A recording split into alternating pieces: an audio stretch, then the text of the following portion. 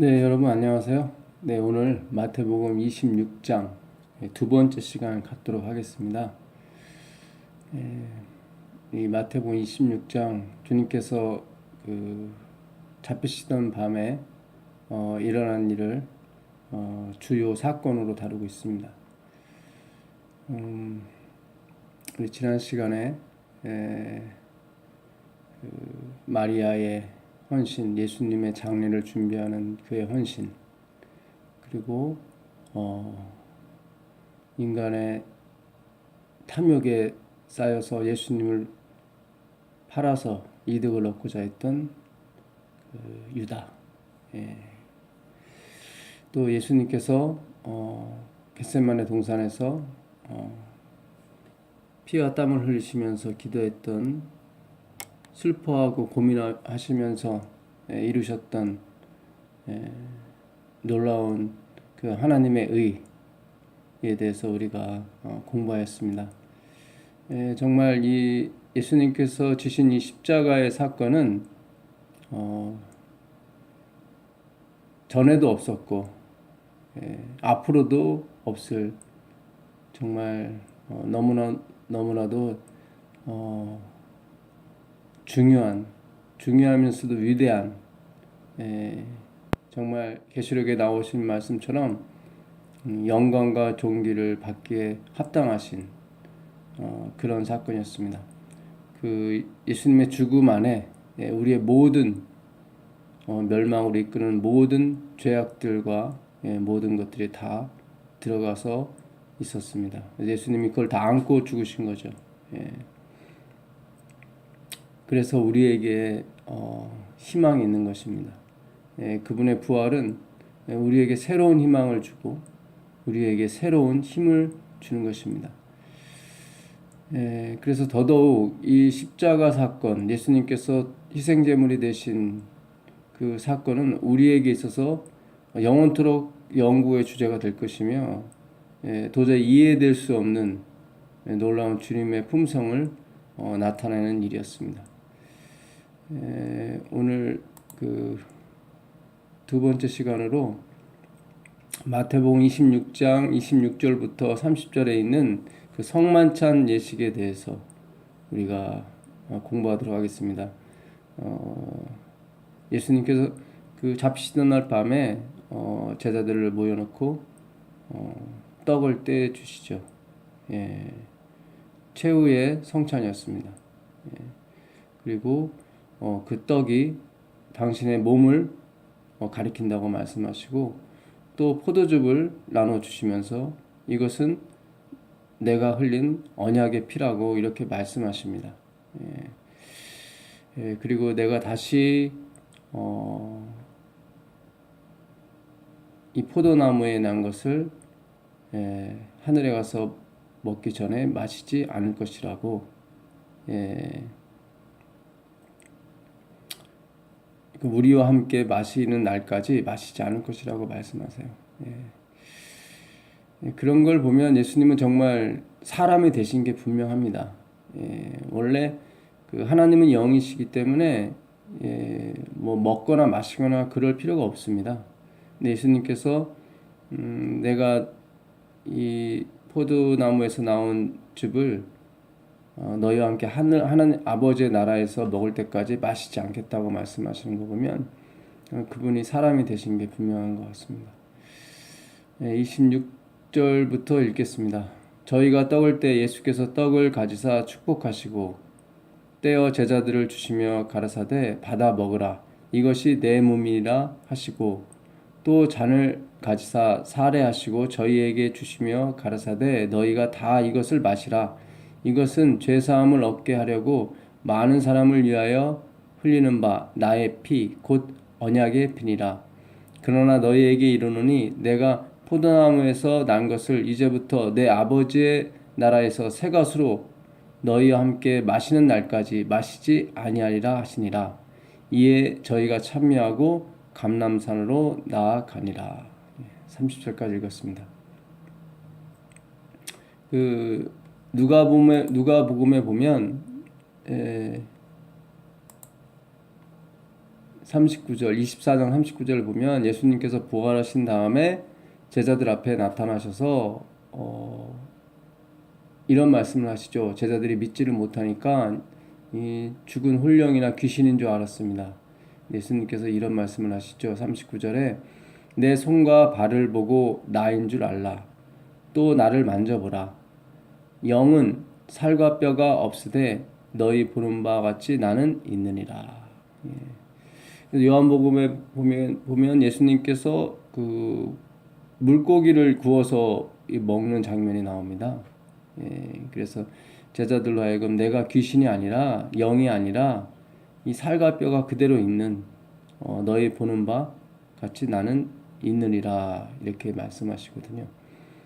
그 사도행전 1장 10절 이하에 보게 되면 천사들이 그러죠. 부활하시는 하늘로 승천하시는 예수님을 보고 어찌하여 서서 하늘을 쳐다보느냐. 그 너의 보는 바 예수 그리스도는 너희의 본 바 그대로 다시 올 것이라고. 너희의 본 바 그대로 다시 올 것이라고 하세요. 참 그 전능하신 하나님, 죽는 것이 없으시고 그리고 우리가 보지 못할 빛에 거하시고 우리가 가까이 할 수 없는 그분이 사람이 됐다는 거. 그것도 우리의 죄 때문에 십자가에서 돌아가시고 영원토록 그 손과 그 옆구리에 상처를 안고 사시는 그 우리와 같은 사람이 되셨다는 거. 이건 정말로 우리가 이해할 수 없는 일입니다. 이해할 수 없어요.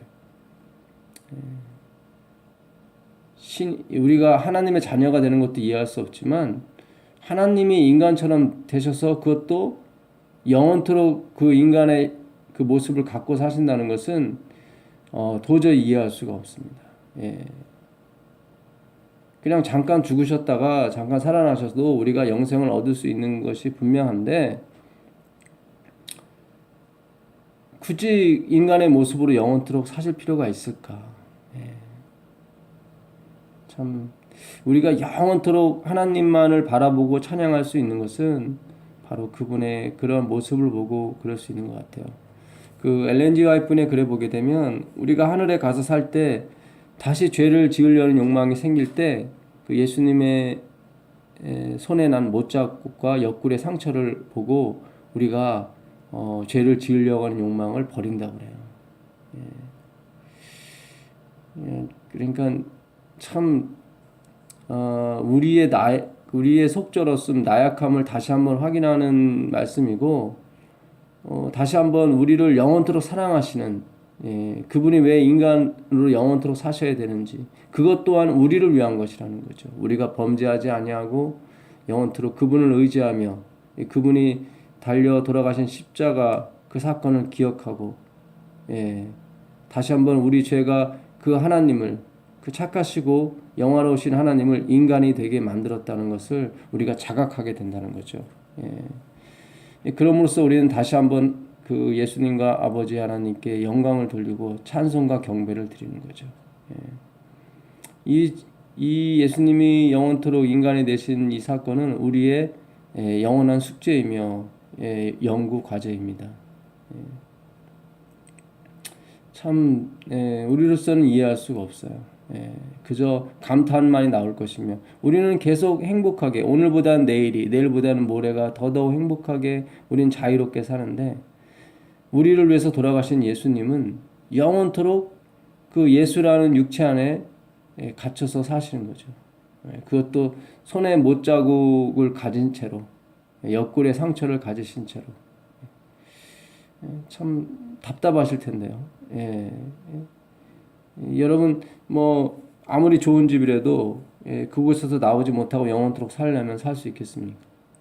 살 수 없어요. 뭐 100평, 200평이 돼도 밖에 나가야 이게 자유로운 거지 어떻게 그 안에 갇혀 살 수 있습니까? 근데 하나님이 인간이 되신 거는 그보다 더 심한 거예요. 사실은. 참 그러면서도 기뻐하시고 우리가 이렇게 오늘보단 내일, 내일보다는 모레가 주님께서 준비하신 프로그램에 의해서 더더욱 행복하게 사는 걸 보면 참, 예, 그 예수님께서 그런 것을 보고 기뻐하시고 더 즐거워하시는 걸 본다면 참 기가 막힌 거예요, 사실은. 예, 당신의 처지와 당신의 어떤 인간 되심을 뭐 우리로 봐서는 한탄할 수도 있을 텐데 전혀 그런 것이 없이 더 기뻐하시고 즐거워하신다는 거죠. 참 우리가 그분의 그 하나님의 그 문화, 예, 신들의 문화, 예, 그분들의 신성에 대해서 우리가 가히 감탄하지 않을 수 없습니다. 예, 감탄하지 않을 수 없어요. 그래서 시편에서 할렐루야 여호와의 종들아 찬양하라 여호와의 이름을 찬양하라 하는 게 계속 나오는 거예요. 우리 입속에서 그 찬양이 나오지 않는 것은 예, 그 하나님의 품성을 보지 못했기 때문이죠. 예, 그 떡과 포도즙을 나눠주시면서 이것은 죄사함을 얻게 하려고 많은 사람을 위하여 흘리는 바 나의 피 곧 언약의 피니라 이런 말씀이 나와요. 이 언약이라는 단어가 나오죠. 언약, 약속이죠. 이 구약, 신약 이것도 다 약속입니다. 예, 구약, 예, 지나간 약속이죠. 신약, 새로운 약속이에요. 예. 구약은 예수님이 오실 거라는 약속이고 신약은 예수님이 재림하실 것이라는 약속이죠. 예. 이 최초의 약속은 아브라함과의 약속이었어요. 예. 창세기에 보게 되면 그 창세기 17장에 아브라함과 약속을 하시죠. 예. 아브라함과 약속하시면서 그 내 언약이라고 말씀하세요. 아브라함과의 맺은 언약인데도 불구하고 이 언약은 내 언약이라고 그래요. 아브라함이 99세 때 여호와께서 아브라함에게 나타나사 그에게 이르시되 나는 전능한 하나님이라 너는 내 안에서 행하여 완전하라. 내가 내 언약을 나와 너 사이에 세워 너로 심히 번성케 하리라 하시니 아브라함이 엎드린데 하나님이 또 그에게 일러 가라사대 내가 너와 내 언약을 세우리니 너는 열국의 아비가 될지라. 이제 후로는 내 이름을 아브라함이라 하지 아니하고 아브라함이라 하리니 이는 내가 너로 열국의 아비가 되게 할지니라. 내가 너로 심히 번성케 하리니 나라들이 내게로 쫓아 일어나며 열왕이 내게로 쫓아 나리라. 내가 내 언약을 나와 너와 내 대대 후손 사이에 세워 영원한 언약을 삼고 너와 내 후손의 하나님이 되리라. 여기 보게 되면 이 아브라함이 그 16장에서 그 첩을 얻어서 이스마엘이라는 아들을 낳거든요. 그리고 나서 하나님이 나타나셔서 언약을 주시는 거예요. 그러니까 뭐 칭찬받을 일을 아브라함이 한 게 아니죠. 예. 전혀 칭찬받지 못할 일을 했는데도 불구하고 하나님께서 나타나셔서 그 언약을 세우시는 거예요. 그러시면서 내 언약이라고 그래요. 예. 너로 심히 번성케 하리라고 말씀하세요. 예. 너는 열왕의 아버지, 열국의 아버지가 될 것이다 이래요. 예. 그래서 이름도 아브라함에서 아브라함으로 바꿔주시죠. 예. 이 약속은 예수님이 십자가에 돌아가시기까지는 비준되지 않았습니다. 예. 그 엘렌 G. 화이트의 글에 보게 되면 부조와 선지자 370페이지 보게 되면 이런 말씀이 나와요. 여호와께서 아브라함에게 내가 내 언약을 나와 너와 내 대세 후손의 사이에 세워서 영원한 언약을 삼고 너와 내 후손의 하나님이 되리라고 선언하셨다. 비록 이 언약은 아브라함과 맺어지고 이 언약은 아담과 맺어지고 아브라함에게 되풀이 되었으나 그리스도의 죽으심까지는 비준될 수 없었다. 이 비준이라는 말은 그 마지막 최고 통치권자나 기관이 승인하는 걸 말해요. 그러니까 아브라함에게 또 아담에게 주신 그 언약, 그 언약은 그 예수님이 십자가에서 돌아가심으로 마지막으로 승인됐어요. 이게 비준이란 말이 조약에서 나라와 나라 사이의 조약에서 나오는 단어입니다. 예, 그래서 우리나라 뭐 장관이 가서 다른 나라와 이 조약을 맺고 오면 대통령이나 국회가 그것을 마지막 승인해 줘야 돼요. 승인해 주지 않으면 효력이 없어요. 그러니까 아브라함에게 지금 17장에 나오셔서 내 언약이라고 계속 너는 열국의 아버지가 될 것이며 너로 인하여 많은 사람들이 복을 받을 것이다. 예, 네 자손이 이 열국을 통치할 것이다. 라고 하신 그 약속은 예수님께서 십자가에서 돌아가지 않으셨으면 아무런 효험이 없는 거예요. 그냥 공수표예요. 공수표. 예. 그 부도난 어음이 되는 거죠. 예. 그만큼 이 십자가의 사건은 정말로 엄청난 거였습니다. 이거는 아담과 아브라함에게뿐만 아니라 하나님을 믿고 신뢰하는 모든 사람들에게 있어서 이 예수님의 십자가 사건은 이거 내가 갖고 있는 약속음이 결제가 될 것이냐 안 될 것이냐를 판가름해 주는 거였어요. 그러니까 예수님께서 십자가에서 죽지 않으셨으면 그게 다 그냥 부도난 어음이 다 휘지조각이 돼버리는 거예요. 우리의 소망과 우리의 믿음이 다 휘지조각이 되는 거예요. 그래서 이 예수님의 십자가 사건은 정말로 놀라운 것입니다. 그래서 예수님께서 이 떡은 내 살이고 이 포도주는 내 피라고 말씀하셨을 때 그것이 맞아요. 그것이 맞아요. 이것이 참된 양식이고 참된 음료라고 말씀하신 게 맞아요. 우리에게 주신 약속들이 있단 말이죠. 치료의 약속도 있고 가난에서의 회복도 약속이 있어요. 우리의 불행한 사람들에게 또 약속 주어진 것이 행복이라는 약속이 있어요. 하나님께서 다 약속하신 거예요. 근데 이것이 예수님의 십자가에서 돌아가시지 않았다면 이 약속이 이루어지지 않아요. 참 이게 중요한 말이에요. 너무너무 중요해요. 지금 우리 교회에 부흥이 달렸고요. 우리에게 있어서 부흥이 달렸어요. 어느 집사님이 남편과 이혼해야겠다고 막 고민하고 막 그랬어요. 계속 저한테 문자가 오는 거예요. 뭐 제가 어떻게 뭐 그분들의 사정을 해결해 줄 수 있습니까? 없죠. 저는 계속 예수님께 밀었어요. 예수님께 기도하십시오. 예수님께 도움을 요청하십시오. 매일 오는 그 문자에 저는 그 대답밖에 할 수 없어요. 그분은 약속을 지킬 것입니다. 그분께 예수님께 직접 가서 도움을 요청하십시오. 주위에서는 어느 목사님은 이혼해라, 어느 목사님은 이혼하면 안 된다, 막 서로 막 좌충우돌 하는 거예요. 막 그냥 이게 막 그의 어머니도 이혼하라는 쪽으로 가고요. 너무 골치 아픈 거예요. 저도 거기에 끼어서 어떻게 할 수가 없었어요. 답을 줄 수가 없었어요.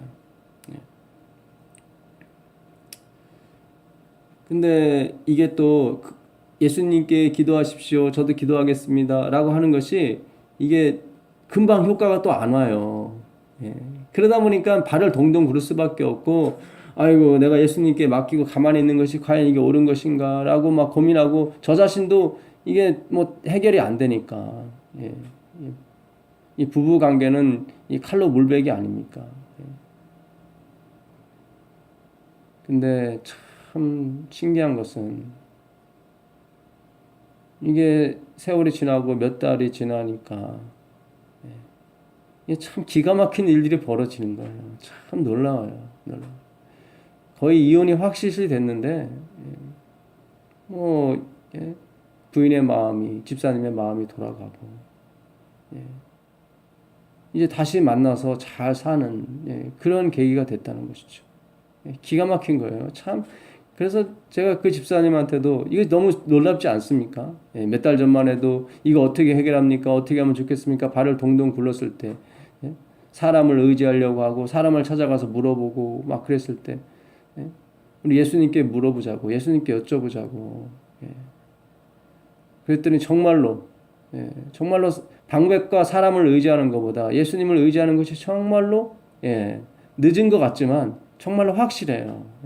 그 집사님도 동일했어요. 정말 동일했어요. 맞습니다. 정말 예수님께 가서 여쭤보고 예수님께 도움을 요청하는 것만이 최선의 길이었고 최상의 길이었다.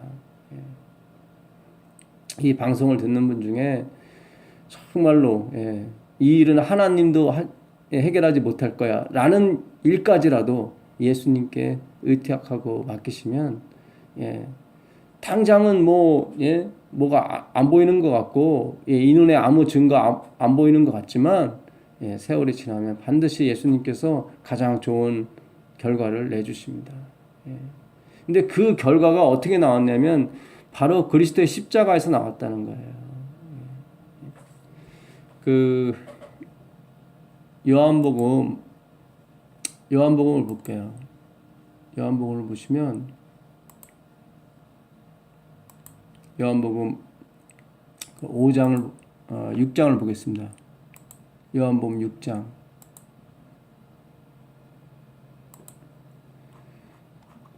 요한복음 6장 53절 보세요. 53절. 이 요한복음 6장은 참 중요한 장이에요. 굉장히 중요한 장이에요.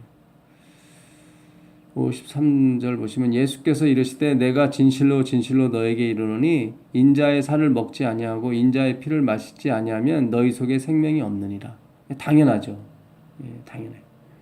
왜냐하면 아브라함에게 약속하시고 내 언약, 내가 너를 심히 번성케 하고 내 자손이 열왕이 될 것이며 열국을 통치할 것이며 땅의 티끌과 같이 번성하리라고 하는 그 약속은 그 수표가 제대로 가치를 이룰지 안 이룰지는 지금은 몰라요. 지금은 모르는데 나중에 그것이 어찌 진정한 가치가 되냐면 예수님께서 자기의 살과 피로 그 값을 지불하시는 거예요. 그때만이 그 약속들이 이루어지는 거예요. 예수님이 십자가를 지지 않으셨으면 그 구약에 있는 모든 말씀은 다 공수표가 되는 거죠.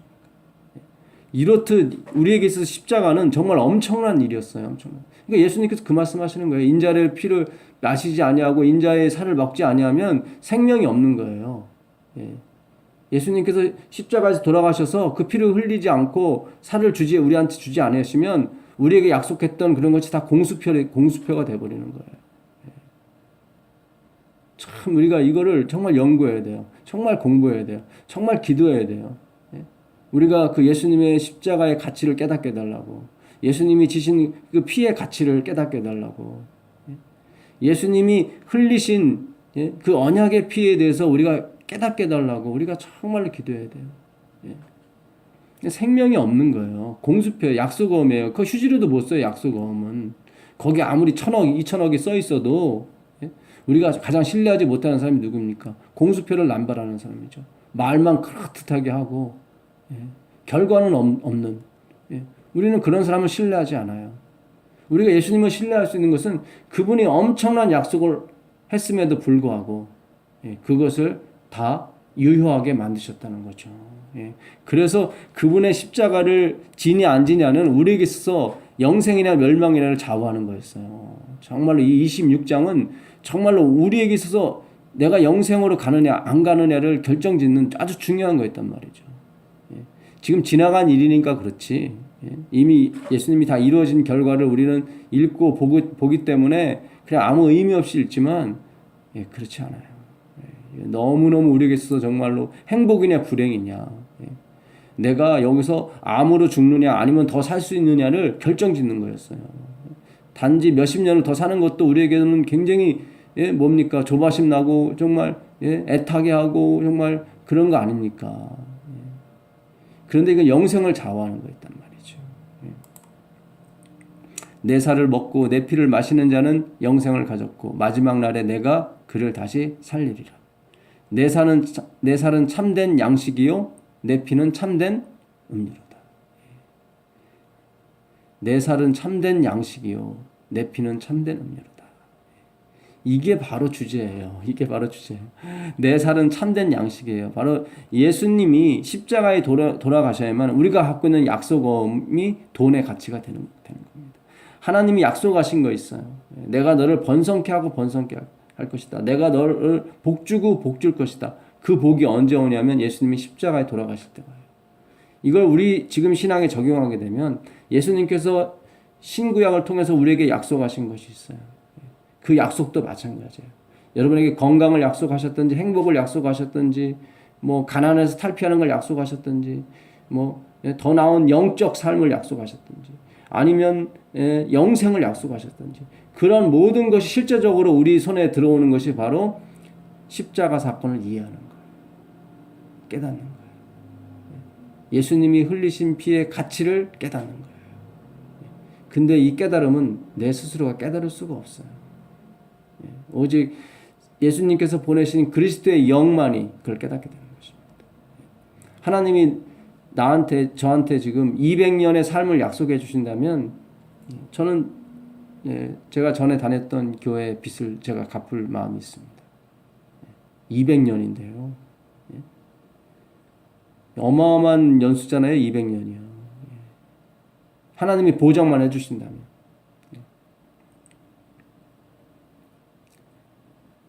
근데 하나님이 보장해 준 거는 200년이 아니라 영생이었죠. 예수님이.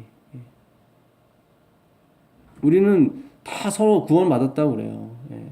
아멘, 구원받았습니다. 그 구원을 구원이 뭔데요? 영생이잖아요. 영생 복락이잖아요. 영원토록 사는 것만 보장해 주는 것이 아니라 복락이 있다는, 복과 즐거움이 있다니까요. 하나님이 나한테 영생 복락이 아니라 200년만 약속해줘도 그 삶이 복이 될지 행복이 될지 이 행복과 불행이 왔다 갔다 하겠죠. 그럴지라도 저는 200년 동안 살고 싶다는 거죠. 그것만 약속해줘도 내가 교회 빚을 갚겠다니까요. 근데 하나님은, 예수님은 우리에게 영생을 약속해 주셨단 말이에요. 영생을. 근데 제가 지금 교회 빚 갚겠다고 나서지 않잖아요. 그렇다면 제가 믿고 있는 구원과 그 영생은 아직 제 마음 가운데 와닿지 않은 거예요. 제가 그냥 지식적으로만 성경에 그렇게 나와 있으니까 그냥 믿고 싶은 것 뿐이죠. 내가 정말 구원의 확신과 내가 영생 복락에 들어간다는 확신이 있다면 우리는 정말 베드로처럼, 바울처럼 아마 그렇게 행동하며 살 것입니다. 참 우리가 입고 있는 옷이 아니에요. 요한계시록 3장 15절 이하에 예수님께서 너의 그 벌거벗은 것과 가련한 것과 가난한 것을 왜 알지 못하느냐고 이렇게 말씀하시잖아요. 근데 그 라오디게 교인들은 몰라요. 자기가 벌거벗은 걸 모르고 자기가 얼마나 가련하고 가난한 걸 몰라요. 이게 안타까운 사실이죠. 이게 안타까운. 결국 구원은 내 자신을 아느냐 모르냐 그거에 달린 거예요. 착각해요. 내가 손수 지어서 비싼 값을 주고 산 그 옷이 나를 가릴 수 있다고 착각해요. 아니에요. 예수님이 십자가에 돌아가셔야만 그 옷이 나와요. 내가 평생을 통해서 윤리와 도덕적으로 산 그 옷이 나를 내 평생의 가치는 줄지 모르겠지만 영생으로는 못 간단 말이죠. 영생으로는 못 가요. 그것으로는 부족한 거예요. 우리가 자꾸 착각해요. 내가 이룬 것에 대해서 내가 믿음을 갖고 신뢰를 갖지 예수님이 이룬 것에 대해서는 신뢰를 갖지 않는단 말이죠. 이것이 오늘날 우리 교회의 문제고 우리 신앙의 문제라는 거예요. 마태복음 24장에 보게 되면 마지막 날에 일어날 사건에 대해서 제자들이 물어보죠. 근데 예수님은 마지막에 그런 말씀을 하세요. 24장 44절에 보게 되면 징조에 대해서 다 가르쳐 주시죠. 가르쳐 주신 다음에 예수님께서 이 말씀을 하세요. 이러므로 너희도 예비하고 있으라. 생각지 않은 때에 인자가 오리라. 충성되고 지혜 있는 종이 되어 주인에게 그 집 사람들을 맡아 때를 따라 양식을 나눠줄 자가 누구냐. 인자가 언제 올지 모른단 말이죠. 밭에서 두 사람이 일하고 있는데 한 사람은 버림을 당하고 한 사람은 들림을 당한단 말이죠. 두 여자가 맷돌질을 하는데 한 사람은 버림을 당하고 한 사람은 구원을 받는단 말이죠. 근데 그 시기가 어느 때인지 몰라요. 그러면서 예수님이 찾는 사람 누구냐면 때를 따라 그 집 사람들을 맡아 때를 따라 양식을 나눠줄 자가 누구냐. 양식이 뭐예요? 참된 양식을 말하죠. 아까 요한복음 6장 53절 이하에 55절에 내 살은 참된 양식이요 내 피는 참된 음료로다. 이 참된 양식을 나눠줄 자가 누구냐는 거예요. 주인이 올 때 그 종에 이렇게 하는 것을 보면 그 종이 복이 있으리라. 이 참된 양식, 예수님의 십자가의 죽음의 사건을 통해서 사람들한테 희망을 주고 용기를 주고 구원의 소식을 전할 그 사람은 복이 있다는 거예요. 내가 진실로 너에게 이르노니 주인이 그 모든 소유를 저에게 맡기리라. 진실로 너에게 이르노니 주인이, 예수님이 그 모든 소유를 그 사람에게 주겠다고 말씀하셔요. 지금 여러분이 듣고 여러분이 배우는 이 말씀, 참된 음료, 참된 양식의 이 말씀을 전하는 사람에게 복이 있다는 거예요. 그 예수님의 죽음이야말로 아브라함에게 약속하신 그 약속을 다 이루고도 남음이 있어요. 엄청나요.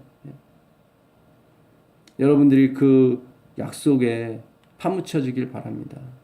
그 언약의 피, 예수님께서 말씀하신 이는 많은 사람을 죄사함을 얻게 하려고 많은 사람을 위하여 흘린 나의 피, 언약의 피이라. 그렇다면 아브라함에게 주신 약속을 예수님의 십자가로 이뤘다면, 그렇다면 왜 율법을 주셨냐 이거예요. 그 율법을 지키면 너희가 복을 받고 나가도 복을 받고 들어와도 복을 받는다고 얘기를 했잖아요. 이 아브라함의 언약과 이 지금 마태복음 26장에 나온 이 언약 사이에 또 하나의 언약이 있단 말이죠. 분명히 있어요, 구약에는. 그 출애굽기 20장을 가시면 그 시내산에서 그 십계명을 반포하십니다. 그때가 이스라엘 백성들이 홍해에서 나온 지 3개월밖에 안 됐을 때예요. 아브라함이 거기서 남방으로 창세기네요. 출애굽기 20장.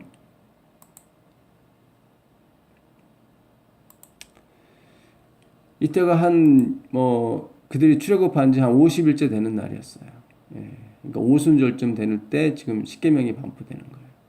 하나님이 이 말씀으로 일러 가라사대 나는 너를 애굽 땅 종되었던 집에서 인도하여 낸 너희 하나님 여호와로다. 너는 나 외에는 다른 신을 내게 있지 말지니라.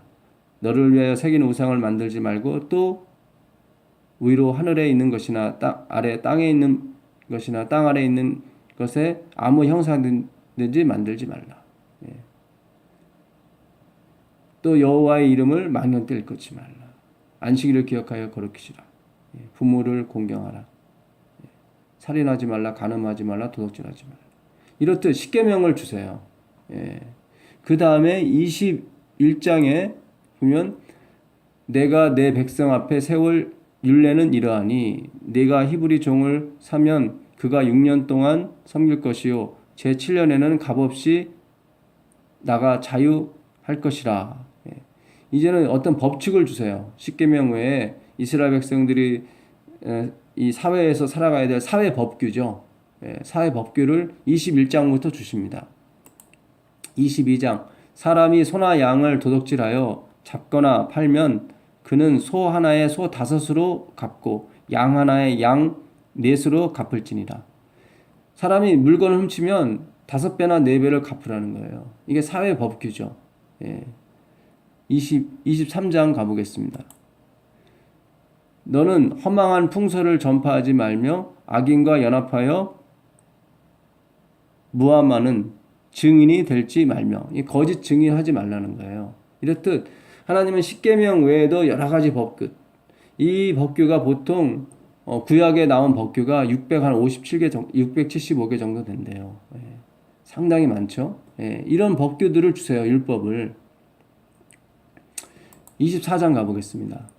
또 모세에게 이르시되 너는 아론과 나답과 아비후와 이스라엘 장로 70인과 함께 여호와에게로 올라와 멀리서 경배하고 너 모세만 여호와에게 가까이 나아오고 그들은 가까이 나아오지 말며 백성은 너와 함께 올라오지 말지니라. 시내산에서 이제 이 십계명과 이 율례와 법규를 주시면서 이제 아론과 그의 자녀들 나답과 아비후 그리고 70인 두령을 데려오라고 합니다. 그러면서 중간 지점에 그들을 놓고 모세 너만 올라와라 이렇게 말씀하시죠. 모세가 와서 여호와의 모든 말씀과 그 모든 율례를 백성에게 고하매 그들이 한 소리로 응답하여 가로되 여호와의 명하신 모든 말씀을 우리가 준행하리이다. 이 십계명과 이 사회 법규, 계명과 율례를 그 백성들 앞에서 이제 출애굽한 지 50일밖에 안 되는 그 백성들 앞에서 모세가 반포를 했어요. 그랬더니 이스라엘 백성이 우리가 여호와의 명하신 모든 말씀을 우리가 준행하리이다 이렇게 얘기했단 말이죠. 또 이제는 모세가 이 모든 말을 기록합니다. 기록한 다음에 다시 또 얘기를 해요. 이제는 뭐 제사 제도, 제사 법 이런 걸 또 얘기하죠. 그때도 이스라엘 백성이 여호와의 모든 이 지침을 우리가 지키겠습니다. 준행하겠습니다. 그래요. 모세가 여호와의 모든 말씀을 기록하고 이른 아침에 일어나 산 아래 단을 쌓고 이스라엘 12지파대로 12기둥을 세우고 이스라엘 자손의 청년들을 보내어 번제와 소로 화목제를 여호와께 드리게 하고 모세가 피를 취하여 반은 여러 양푼에 담고 반은 단에 뿌리고 언약서를 가져 백성에게 낭독하여 들림에 그들이 가로되 여호와의 모든 말씀을 우리가 준행하리이다. 모세가 그 피를 취하여 백성에게 뿌려 가로되 이는 여호와께서 이 모든 말씀에 대하여 너희와 세우신 언약의 피니라. 여기도 언약의 피가 나와요. 지금 마태복음 26장에도 언약의 피가 나오죠. 이는 나의 많은 사람을 대속하게 흘리는 나의 언약의 피니라 이렇게 나와요. 근데 여기서도 모세가 소와 이 양을 잡은 그 피를 반은 양푼에 담아 두고 반은 단에 뿌려요. 그리고 그 양푼에 담은 피를 백성에게 뿌리면서 그 언약서, 십계명을 비롯한 모든 율례와 법규의 언약서를 낭독합니다. 그랬더니 그들이 또 가로되 여호와의 모든 말씀을 우리가 지키겠습니다. 준행하겠습니다. 이렇게 순종의 표시를 한단 말이죠.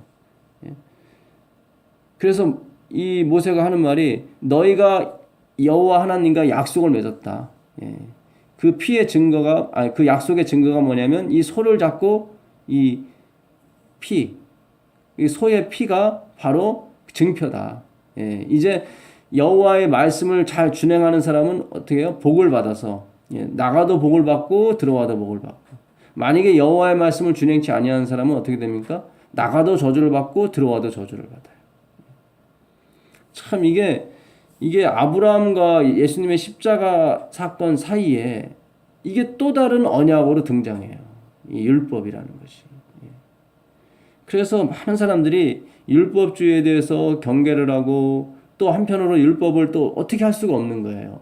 율법주의에 대해서 경계를 하는 동시에 분명히 구원은 십자가에서 오는 건데 이 중간에 이 율법이 등장함으로써 또 이스라엘 백성이 준행하겠다고 막 또 그래요. 그러니까 이게 헷갈려요. 이게 율법을 지키라는 건지 아니면 십자가만 믿으라는 건지 아니면 율법도 지키고 십자가도 믿으라는 건지 이게 양분되면 안 되거든요. 이 두 가지가 같이 갈 수가 없는 거예요, 사실은. 믿음에 있어서. 그렇다 보니까 많은 신자들, 특히 저희 교회가 이 문제에 있어서 상당히 혼란을 많이 지금 갖고 있습니다. 전에는 그냥 무수의 뿔처럼 그냥 율법을 밀고 나갔죠. 근데 그것의 결과가 결국은 없어요. 교회는 점점 쇠락해가고 발전하지 못하고 있단 말이죠.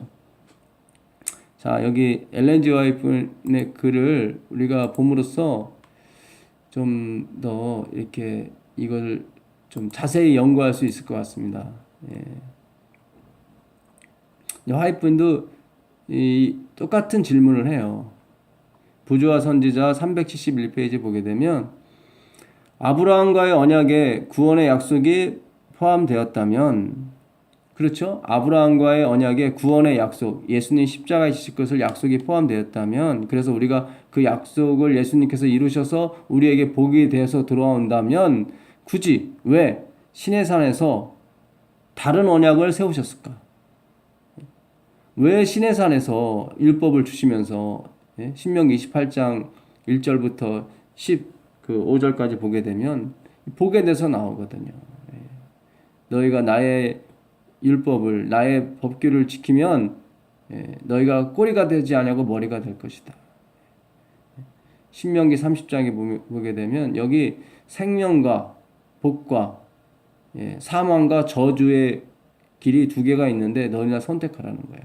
생명과 복은 뭐예요? 그분의 율법과 율례를 지키는 거예요.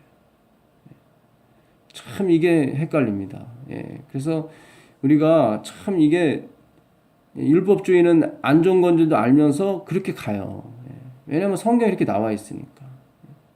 근데 왜 가장 중요한 예수님이 그 복과 그 은혜, 언약을 이룰 수 있는 그 약속음을 이룰 수 있는 것이 십자가에서 다 비준이 되는데 왜 중간에 율법을 주셨나는 거죠. 왜 시내에서 다른 언약을 세우셨을까? 그 언약의 피는 예수님의 피로 충분한데 왜 송아지를 잡아서 피를 흘려서 또 다른 약속을 하셨냐 이거예요. 백성들은 노예 생활을 하는 동안 하나님께 대한 지식과 아브라함과 세운 언약의 원칙을 대부분 잊어버렸다. 그렇죠. 400년 동안 종살이 하면서 그들이 무슨 기억을 했겠습니까? 아무런 하나님에 대한 지식이 없었죠. 아브라함과 무슨 언약을 세웠는지도 모르고요. 노예들의 생활이 그런 것을 기억할 만한 노예들의 생활이 없어요. 그들은 맨날 일을 해야 됐었고 400년이면요 13대가 지난 거예요. 13대가. 하나님께서는 그들을 애굽에서 구원하실 때 그들이 당신을 사랑하고 신뢰할 수 있도록 당신의 능력과 자비를 그들에게 나타내고자 하셨다. 그러니까 하나님은 그 사람들이 하나님들을 모르잖아요. 이 400년 동안 하나님을 잊고 살았는데 하나님은 어떻게 알겠어요? 그래서 당신을 사랑하고 신뢰할 수 있도록 당신의 능력과 자비를 그들에게 나타내길 원했어요. 자비.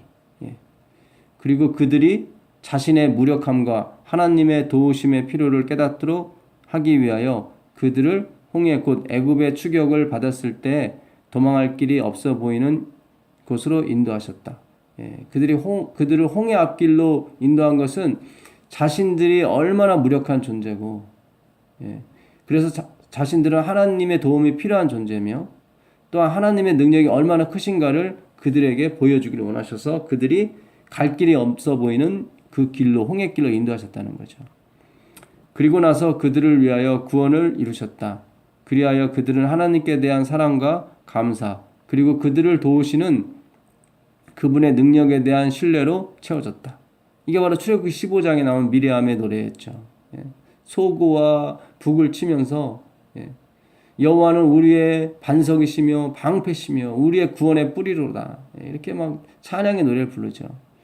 하나님께서는 현세의 속박에서 그들을 구원하심으로써 그들을 자기 자신과 결속시키셨다. 그래요. 그냥 그 하나님의 은혜와 자비를 받으니까 얼마나 그 하나님을 좋아하고 사랑했겠어요. 그 사랑이 하나님과 그들을 결속시켰단 말이죠. 근데 그 근원이 된 게 뭐냐면 자신이 홍해 앞에서의 무력함을 깨달은 거예요. 우리는 얼마나 나약한 존재가를. 그리고 하나님은 얼마나 위대하시고 또 그 하나님이 똑같은 처지에 있는 오히려 자기들보다 나은 애굽 사람들은 다 홍해에서 수장시키시고 그들의 노예가 되었던 자기들은 구원하셨다는 거죠. 거기에 대한 하나님에 대한 은혜에 대해서 그들은 충분히 감사할 수 있었습니다. 그리고 나서 그들에게 율법을 주셨죠.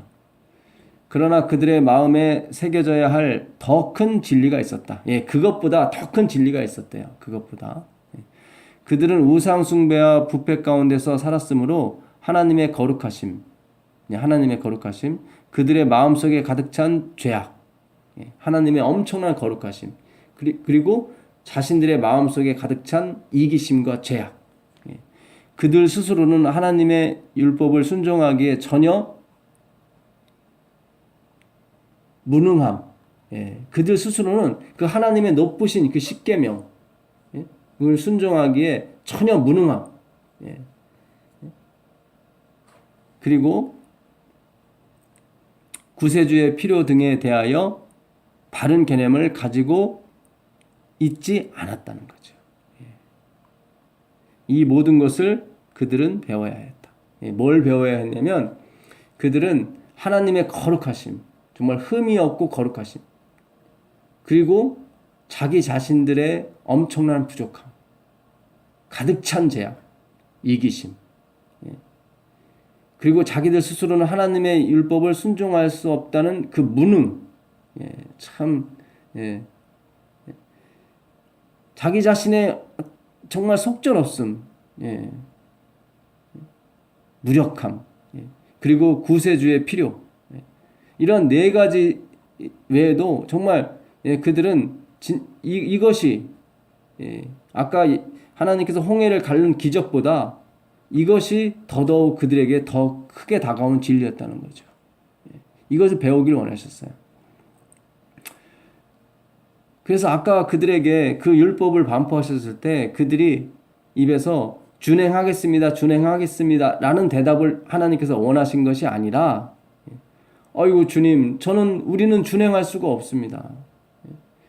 우리가 400년 동안 배워온 것이 우상숭배였고 이기심이었는데 하루아침에 어떻게 하나님과 같이 높은 표준에 이를 수 있겠습니까? 주님 도와주시옵소서. 이런 대답을 원하셨다는 거죠, 하나님은. 근데 아까 출애굽기 24장에서는 우리가 준행하리이다, 아멘, 아멘, 우리가 준행하리이다 했다는 거죠. 자기들이 얼마나 그 하나님 율법을 지키기에 무능력하고 자기들의 본성 속에 자라남은 그 이기심과 죄악들이 얼마나 무성하게 자랐는지를 스스로가 몰랐다는 거죠. 그러니까 아까 출애굽기 24장에 나온 그 성경정들은 우리가 그동안 잘못 인용됐었어요. 봐라, 이스라엘 백성들이 처음에는 지키겠습니다 하고 충성을 다했다. 우리도 그래서 충성을 다해야 된다. 우리가 그동안 이런 식으로 계속 배워왔어요. 자그마치 100년 동안.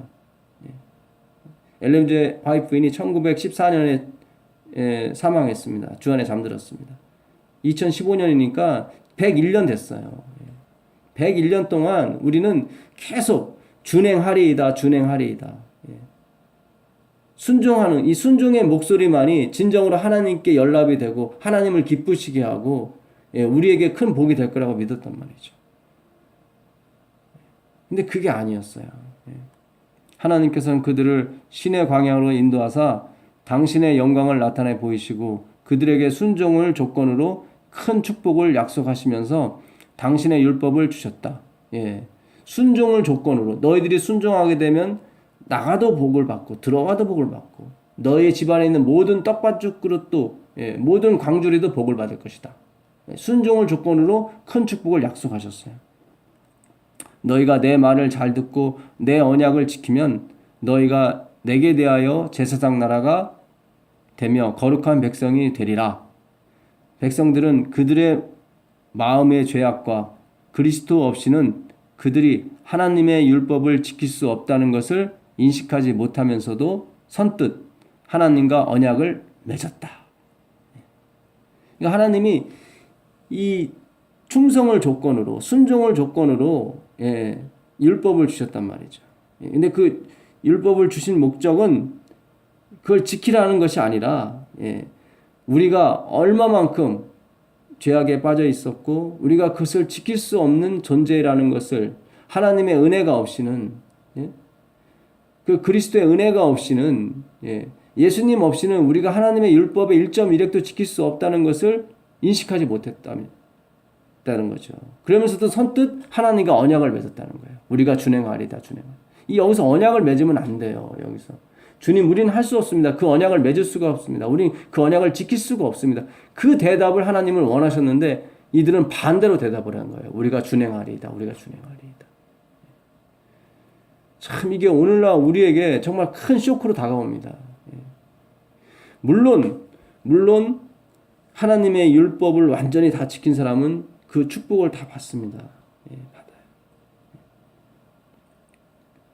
그래서 우리가 그 율법의 가장 큰 핵심은 뭐냐면 그것이 하나님의 품성이라는 거죠. 신의 품성이에요. 그것이 다. 하나님을 사랑하고 내 이웃을 내 몸과 사랑하는 것이 그 신의 품성인데 그 신의 품성은 우리의 힘으로 이루어질 수 있는 것이 아니라 우리가 그리스도 안에 붙어 있음으로써 너희가 내 안에 거하라. 너희가 나를 떠나서는 아무것도 할 수 없다. 나는 포도나무에 너희는 가지다. 바로 그리스도 하나님을 떠나서는 우리가 그 하나님의 품성을 닮을 수가 없고 우리 본성을 변화시킬 수 없어요. 우리가 나쁜 나무인데 아무리 좋은 열매를 맺으려고 해도 맺을 수가 없는 것처럼 우리 나무 자체가 바뀌어야 돼요. 좋은 나무로. 그러면 저절로 좋은 열매가 맺어진다.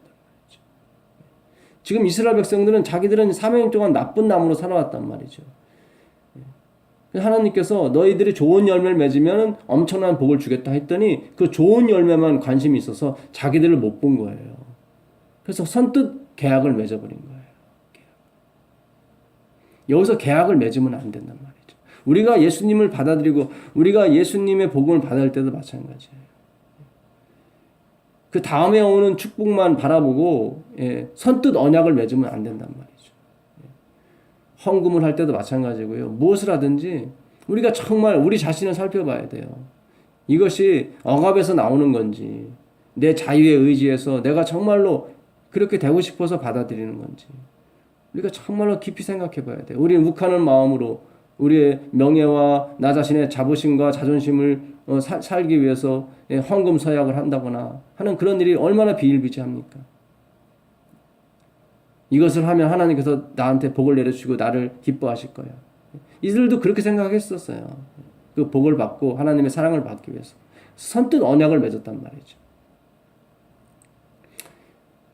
그 자신의 위치도 모르고 자신의 그것도 모르고 능력도 모르고 이렇게 계약을 해버렸으니 어떻게 해요? 참 자신들의 의를 세울 수 있으리라는 생각으로 그들은 여호와의 모든 말씀을 우리가 준행하리이다 라고 선언하였다. 자신들의 의를 만들 수 있다고 생각했어요. 자신들의 노력과 자신들의 힘으로. 그러나 몇 주일이 안 돼서 채 한 달이 안 돼서 그들은 하나님을 원망하기 시작했고 우상을 만들기 시작했습니다. 참 기가 막힌 거죠.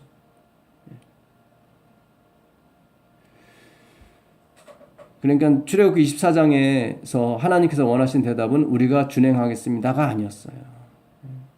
주님, 우리는 할 수 없습니다.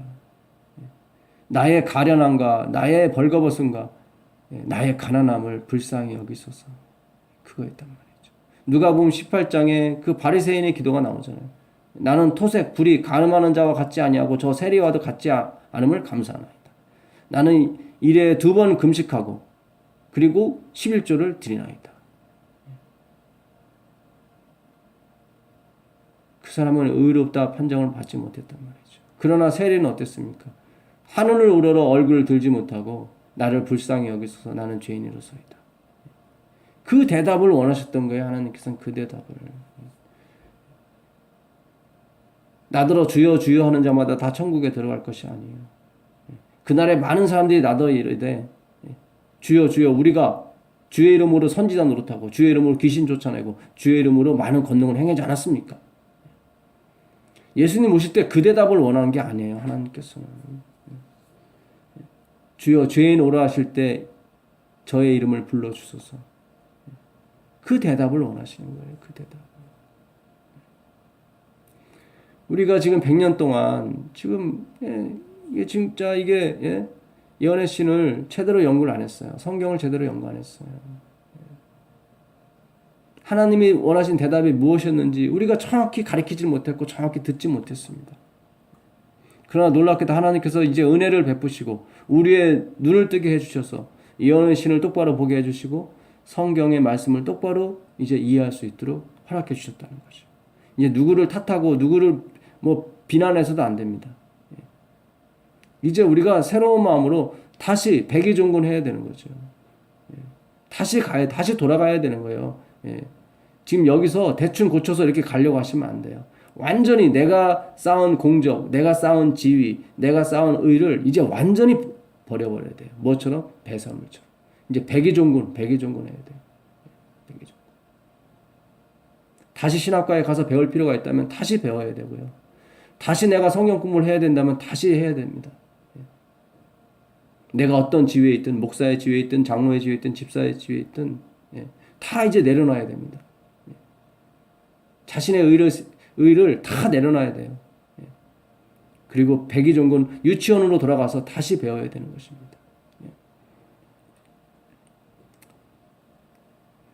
자신들의 의를 세울 수 있으리라는 생각으로 그들은 여호와의 모든 말씀을 우리가 준행하리이다고 선언하였다. 그들은 엄청난 위험 중에 율법이 선포되는 것을 목격하고 산 앞에서 무서워 떨었다. 그리고도 불과 몇 주일이 지나지 않아 그들이 하나님과 세운 언약을 깨트리고 새긴 우상에 엎드려 경배하였다. 이거예요. 이게 바로 오라, 나는 공고한 사람이로다. 이 사망의 몸에서 누가 나를 건져내려. 바로 십자가 앞에서 부르짖었던 그 바울의 간증이었고 니고데모의 간증이었다. 우물가의 그 여인, 5번 결혼하고 6번째 남자와 살고 있는 그 여인, 그때까지도 계속 반복적인 죄를 범하는 그 여인, 오라 나는 공고한 여자로다. 이 사망의 몸에서 누가 나를 건져내려고 외쳤다는 거죠. 그때 예수님이 내가 물을 좀 달라 네가 누군 줄 알았다면 내게 구했을 것이고 그가 너에게 영원히 목마르지 않는 물을 주었을 것이다. 오늘날도 똑같습니다. 예수님께서 신령과 진정으로 예배하는 자들을 찾아요. 예루살렘 성전에서도 예배하지 말고 그리심산에서도 하지 말라. 이미 거기는 나의 피가 없다. 그들은 예수님의 피를 의지하는 것이 아니라 다 자기들이 드린 양의 개수, 돈의 양에 의지하여서 하나님을 예배하고 있었던 것입니다. 바로 예배할 때가 오는데 바로 지금 이 장소라고 말씀하신 예수님이 계신 장소. 하나님은 그런 사람을 찾고 계신다고 그랬어요. 그런 사람. 어떤 사람이요? 예수님의 피에 철저하게 굴복하고 의지하는 그런 사람을 찾고 계신다는 거예요. 그게 신령과 진정으로 진리로 예배하는 거예요. 영과 진리로 예배하는 거예요. 무서워서 벌벌 떨면서 지키겠다고 하는 그 약속은 결코 지켜지지 않습니다. 결코 지켜지지 않습니다. 이 순종이라고 하는 것은 사랑이 기초가 돼서 나오는 것입니다. 하나님 우리에게 보여주신 사랑 중에 최고의 사랑은 그분이 인간이 되셔서 돌아가셨다는 거죠. 그리고 영원토록 인간이 되셨다는 거죠. 상처받은 인간. 제 딸아이가 이 왼쪽 입술 밑에 약간의 상처가 있는데 아주 전 그거 볼 때마다 괴로워요. 저걸 어떻게든지 성형수술 시켜줘서 저걸 없애야지. 흉터를. 참 괴로워요. 정말로 흠이 없고 순결하신 그 예수님께서 그 손과 발과 옆구리에 찔린 상처를 영원토록 가지고 있다는 것은, 그리고 그걸 또 기뻐하신다고 하는 것은 우리로서는 도저히 이해가 가지 않습니다. 도저히 이해가 가지 않아요. 1000년, 2000년은 모를까 영원토록 그 상처와 자신이 인간이 되신 모습을 계속 소유한다는 것은 우리로서는 이해가 되지 않고 그저 감탄과 그저 경배의 대상이 될 뿐입니다. 그들은 그들이 깨어버린 언약을 통해 하나님의 은총을 바랄 수 없었다. 그렇죠. 약속을 어겼으니까. 그리고 나서야 이제 그들은 자신들의 죄악과 용서의 필요를 깨닫게 되었고, 그들은 아브라함과의 언약에 나타나 있고 희생제물로 예표된 구주의 필요를 느끼게 되었다. 그리하여 그들은 믿음과 사랑으로 그들을 죄의 속박에서 구원하시는 하나님께 메어 달렸다. 이게 바로 신앙이에요. 하나님께 메어 달렸다. 이게 신앙이에요. 자신의 가련함과 벌거벗음과 그 누추함을, 무력함과 무능함을 깨닫게 됐죠. 그리고 구주의 필요를 느끼게 되었단 말이죠. 아마 이 교회 다니시는 분 중에서도 내가 평생을 통해서 율법을 지켰는데 나는 변한 게 하나도 없어. 그대로야. 오히려 더 세상 사람보다 더 안 좋아졌어. 나만을 더 사랑하게 됐고 이기심은 더 자랐지. 오라, 나는 참 공고한 사람이다. 이 사망의 몸에서 누가 나를 건져내랴. 이런 마음이 생기신다면 여러분은 복 있는 자인 것입니다. 지금입니다. 지금이 바로 우리가 구주 예수 그리스도를 받아들일 때입니다. 옛 언약의 조건은 순종하라. 그리하면 살리라였다. 사람이 이를 행하면 그로 인하여 살리라. 그러나 이 율법의 모든 말씀을 실행치 아니하는 자는 저주를 받을 것이라. 이것이 옛 언약이에요. 이것이 옛 언약. 율법을 통해 주어진 언약이에요. 이 언약이 주어진 목적은 우리의 처지를 깨달으라는 거죠. 근데 새 언약을 주셨어요. 새 언약은 더 좋은 약속, 즉 죄의 용서의 약속과 마음을 새롭게 하고 마음을 하나님께 율법의 원칙과 일치하게 하는 하나님의 은혜의 약속 위에 세워졌다. 이 새로운 약속은요, 옛날 약속은 나의 기초에서 세워진 약속이에요. 내가 충성하냐 아니야, 내가 어떻게 하냐에 따라서 세워진 약속이었어요. 근데 이 새 언약은 하나님의 은혜가 초점이 돼서 그 은혜의 약속 위에 세워졌어요. 그 은혜로 말미암아 마음을 새롭게 하고 마음을 하나님의 율법의 원칙과 일치하게, 하나님의 품성과 일치하게 만드는 하나님의 은혜에 세워졌다는 거죠. 여러분은 은혜를 사모하셔야 돼요. 긍휼을 사모하셔야 돼요. 하나님은 긍휼히 여기시는 자입니다. 하나님은 은혜 베풀기를 좋아하시는 자입니다. 나 여호와가 말하노라. 그러나 그날 후에 내가 이스라엘 집에 세울 언약은 이러하니 내가 나의 법을 그들의 속에 두며 그 마음에 기록하여 내가 그들의 죄악을 사하고 다시는 그 죄를 기억지 아니하리라. 자신의 의로움을 세우려 하는 대신 우리는 그리스도의 은혜를 통하여 우리의 마음에 기록된 하나님의 율법에 순종하는 생애를 살 것이다. 우리가 십자가의 보혈에 의지하게 되면 자신의 의로움을 세우려고 하는 그런 대신에 그리스도의 은혜를 통하여 그리스도께서 흘리신 그 살과 피로 인하여 그것을 먹고 예수님의 죽음 속에 우리의 모든 희망이 있고 우리의 모든 죄를 그분이 지고 그 죽음으로 들고 가신 거예요. 우리의 질병과 그분이 채찍에 맞음으로 우리가 나음을 입었고 그분이 징계를 받음으로 우리가 평화를 누리는 거예요. 그분의 죽음 속에 우리의 죄악의 도말이 있고 우리의 평강과 우리의 건강이 있는 거예요. 그게 바로 그리스도의 은혜예요. 은혜를 통하여 우리 마음에 기록된 하나님의 율법에 순종하는 생애를 살게 돼요. 그리스도의 영의 임재로서 우리는 그분께서 행하신 대로 행할 것이다. 그분의 영, 성령의 임재로서 우리는 그분께서 행하신 대로 행할 수 있다는 거예요. 그분의 영이 어떻게 왔습니까? 갈라디아 사람들아 어찌하여 또 미련하느냐. 너희가 받은 성령이 예수님께서 십자가에 돌아가심으로 받은 것이냐 아니면 너희 행함으로 받은 것이냐. 오늘날 판단하라고 그러잖아요. 이 미련한 갈라디아 사람들아 그렇게 가르쳐줬건만 너희가 처음에 성령으로 시작하다 행위로 마무리 지려고 하냐. 다시 너희 육체로 가려고 하느냐. 그러지 말라는 거예요. 성령이 어떻게 왔습니까? 십자가에서 하나님의 아들이 피를 흘리심으로 인해서 아버지께서 약속하신 성령을 부어주신 거예요. 선지자왕 590페이지 온유와 겸손은 성공과 승리의 조건들이다. 여기까지만 읽으면 율법이 돼버려요. 온유와 겸손은 성공과 승리의 조건들이다. 영광의 면류관은 십자가 아래서 머리 숙이는 사람들을 기다리고 있다.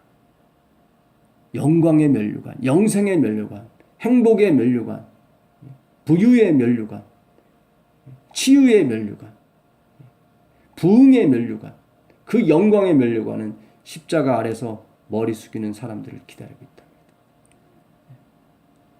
우리가 하나님 아들이 죽어가시는 그 모습을 본 사람들은요, 그 앞에 다 무릎을 꿇을 수가 없어요. 니고데모는 그나마 자기가 쌓았다고 생각하는 그 자부심, 자기는 선하다는 그 자부심, 그 자존심, 그것이 자기를 지으신 그 하나님 아버지께서 그 찌른 사람들을 위해서 용서를 빌고 대신 그들의 속죄를 위해서 돌아가시는 그 겸손하신 그 아버지를 봤을 때 그동안 자신이 자랑했던 그 모든 것을 다 내려놓기 시작했습니다. 그리고 자기의 소유를 모두 팔아서 필요한 사람들에게 나눠주기 시작했고 그 예수님께서 홀로 가신 그 길을 같이 가기를 원했습니다. 그 누구도 십자가에서 흘린 피를 몰라줬을 때 한 사람이 예수님께 주여 당신의 나라 임하실 때 나를 기억해달라는 마치 가뭄의 담비와 같은 소리를 예수님이 들으셨습니다. 오늘 내가 너에게 말하노니 정녕 네가 나와 낙원에 함께 있을 것이다.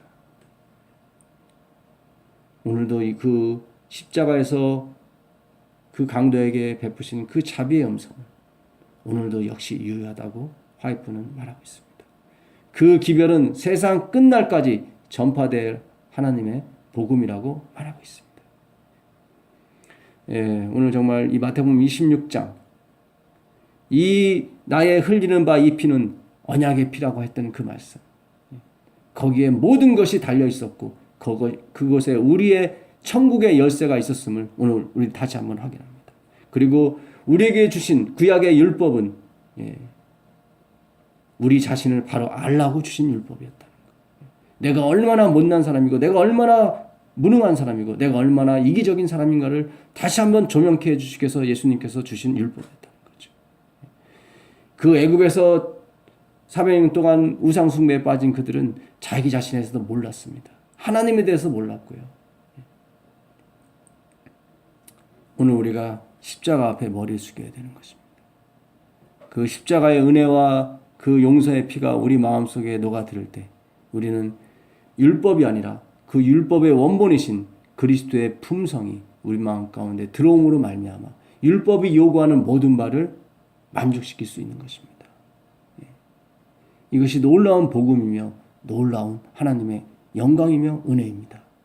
이 은혜가 이 방송을 듣는 여러분과 저에게 함께 하시기를 간절히 예수님의 이름으로 기도하면서 오늘 마태복음 26장 두 번째 시간 마치도록 하겠습니다. 감사합니다.